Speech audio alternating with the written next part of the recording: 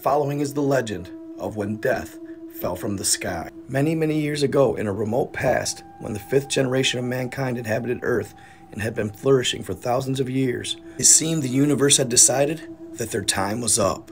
She was in her room, anxious and fearful, her mind racing as to what might happen in the night to come. Those left would eventually refer to it as the watering time. It would start at 3 a.m., and it had been happening regularly for over a week's time. As she gazed out the window, she noticed everybody else was doing the same. Everybody excluding her father. There was an overall fear among the population, even though the majority of them had rudimentarily modified their homes to avoid absorbing the water. These, coupled with stoutly built barriers surrounding the homes, made them look like a fortress. In the end, those labeled conspiranoids were right, and their low-frequency scanners could pick up what was causing the issue with the irrigation. They were pinging multiple points out in the darkness, and some even within their crops.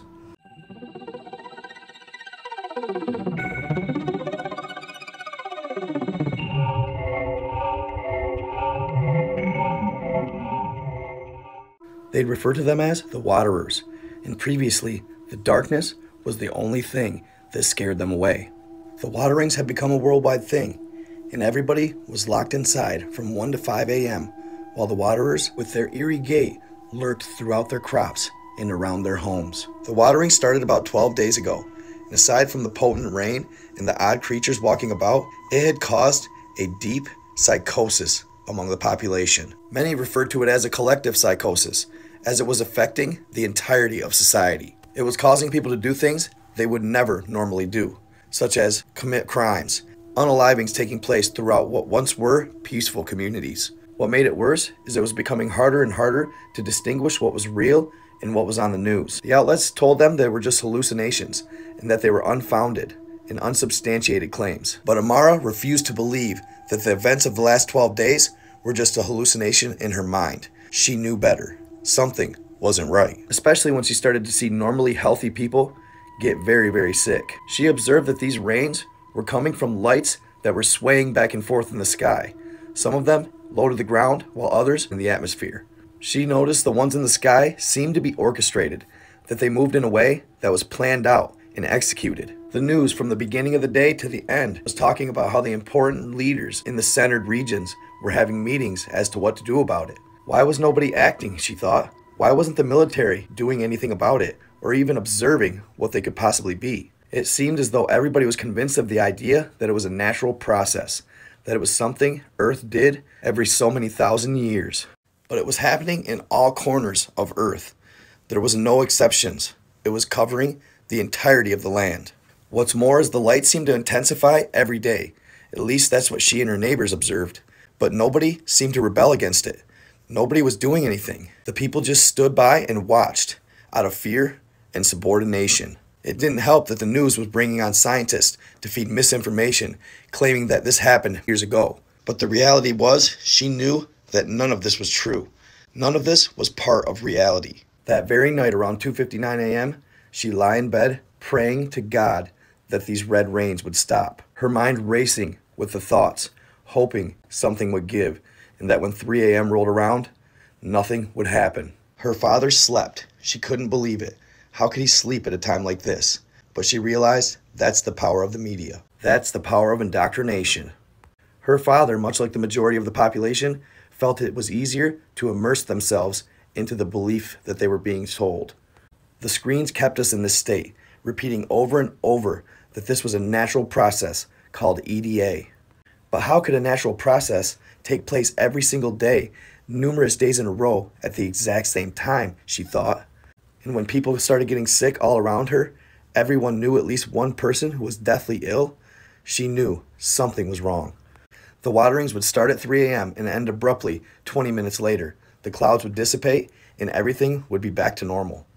Once again, she started to shake in fear, just as she had every night since that fateful day on December 25th. She pressed her head against the window and looked on, hoping that 3 a.m. would roll around with no events. This led her thoughts to remember something she had seen just 4 days prior, a massive pillar of fire in another center region. She envisioned the strange gases that seemed to emanate from the earth itself, But why are these events happening? Why are they taking place? And why is our leadership doing nothing? Little did she know that soon enough, all of her questions would be answered. As she gazed through the window, suddenly, one droplet, then two, then three. The poisonous irrigation began pouring down, but this time, they weren't alone. The massive pillars that separated the center societies caught ablaze, and instead of extinguishing it, the droplets actually ignited the fires.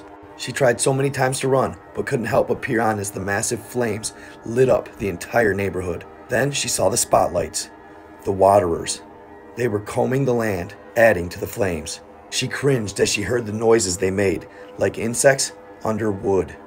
She couldn't leave her father behind. She went to wake him up, and as she peered through the windows, she could see the waterers using guns, spraying gases at the people. She was paralyzed with fear as she realized the normal 20 minutes was up, and they hadn't left.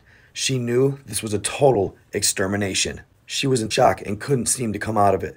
But finally, she did. She yelled for her father as somebody began banging on her door. Suddenly, everything around her was going in slow motion. She was dragging her dad out of bed as the Ragadors kicked in the door. They started spraying the toxic gases everywhere. She was able to get a mask on her father. Her father woke from his slumber in a daze, not knowing what was going on. She was able to retrieve her mask and slip it on. Then she shut the door and told them to be quiet. Sirens and alarms wailed outside. Then suddenly, explosions started taking place. What could those be, she thought? But it quickly left as she realized the real danger was right behind her door. But as she peered outside, she noticed other shadows accompanied the waterers. Giant shadows. She signaled to her father to peer out the window so he could observe what she was looking at. Could it be their prayers have been answered? The Patagons, she thought. The giants were fighting to defend human land. They lived in the distant south, always far away from humanity, but always observing. She couldn't believe that they were there with them, fighting a battle that seemed doomed from the start. The two being shot out of the house, emanating a loud call, warning others of the impending danger. She looked on in awe as the giants, one by one, tore apart the waterers. Though a dominating force, some of them did fall to the gases, and the blue rays shot out of the weapons the waterers carried. But many still were dominating the waterers, knocking them down with immense force. The sheer strength and ability of these giants were like nothing she had ever seen. Amara opened the door with a little hope. After she and her dad got out, they joined the giants. They were gathering humans to help them in the fight. They ran with all their energy to another column with a tiled roof. There was no longer rain, but they kept on their masks for the gases. Her father was 156 at the time, but still limber as a 40-year-old in our years. She could hear her dad slip and fall in the mud that was produced from the rains just previously. She turned around and his mask had adjusted. As he was trying to put it back on and get up, she made her way towards him, but a giant reached out his massive arm and stopped her. Instead, he pushed her onto the next column as she peered at her dad in desperation. That's when another giant started towards him in an attempt to save him. Out of nowhere, reddish-blue lightning bolts rained from the sky, hitting her father and the giant. Regardless of the pressure the giant had on her, she escaped his arms and made her way to her father, ripping his mask off, seeing his face one last time. She knew he was gone. That's when she peered over and saw one of the giants laying by her foot. He looked on to her, and she noticed his golem-like structure. That's when he signaled to the heavens that you'll see him again someday. But it wouldn't be that night. The giant ripped her away from her father and took her with the rest of the group. The giants formed a protective shield around them and fought the waterers as they attempted to break the circle and take out the last of the humans. Their red rays fell from the sky, but a force field seemed to protect them that the giants' technology produced. After a while, they slowed down and started to walk, giants in every direction protecting them. As dawn approached and the sun rose, they saw that the gases had dissipated and the sky was now clear. The giants in front then raised up their hands for them to stop as they cleared a path for them to walk through. There, before their eyes, a metallic fortification was born, and two massive doors opened wide. They couldn't believe their eyes. They didn't know where they were going, but they knew they didn't want to be on these inhospitable lands any longer. As they entered, at first it was dark, but quickly they noticed the crystalline like limestone walls, smooth to the touch. She noticed blue points of light throughout the upper portion of the cavern. As they all gathered in, the blue lights moved and formed together and built a beautiful, massive tree. She observed as its roots grew into the ground, as if it was alive at that moment. The branches shot up and up, higher than the eye could see. It was more beautiful than anything she had ever seen. They all stood there in shock when a robotic deep voice told them they should enter. Doors opened at the base. That's when she recalled stories her father used to tell her about a great tree, the tree of Asgard, where the first humans became.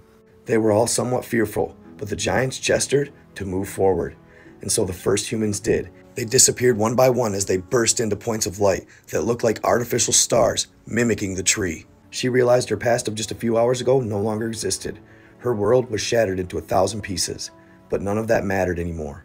As she entered, her whole body became illuminated, and she became 1,000 points of light. Then suddenly she remembered. She had no pain, no suffering, no hunger, only elated happiness. She could observe everything. It was just as her father told her.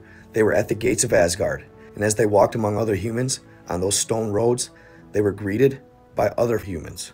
These other people greeted them with a smile, almost as if they knew their suffering. Amara understood then that another life was about to begin.